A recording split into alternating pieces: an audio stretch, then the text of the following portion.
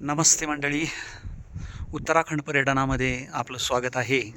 आणि आज मी तुम्हाला एक असंच वैशिष्ट्यपूर्ण असं पर्यटन घडवणार आहे. उत्तराखंडमधील अतिशय प्रसिद्ध असा दोडीताल ट्रेक करून आपण आलो. आणि दोडीताल ट्रेक करून येताना मांजीच्या आपल्या बेस कॅम्प साईटवरती आज आपला मुक्काम आहे.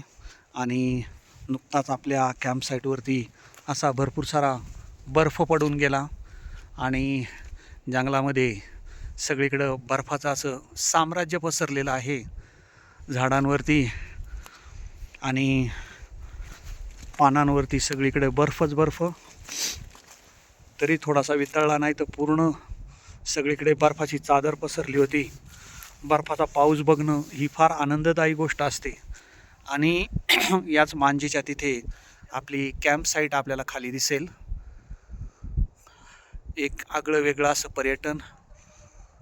उंचच उंच देवदार आणि पाईंची झाडं.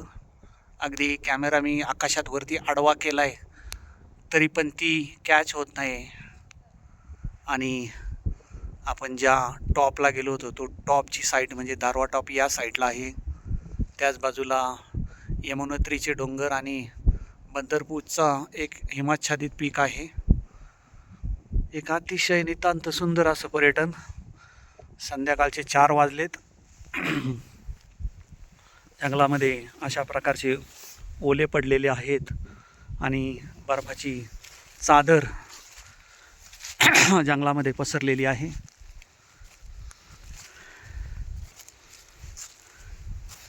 हिमालयामध्ये आल्यानंतर बर्फाचा पाऊस बघायला मिळणं ही एक मोठी आनंदाची पर्वणी असते आणि ती आज आम्हाला अनुभवायला मिळाली. एक आगळं वेगळं असं पर्यटन.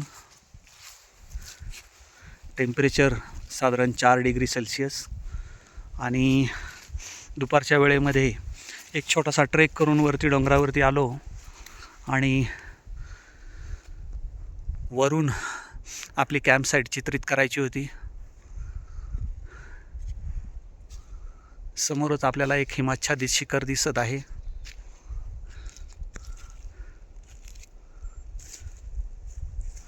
आणि बर्फाचं साम्राज्य.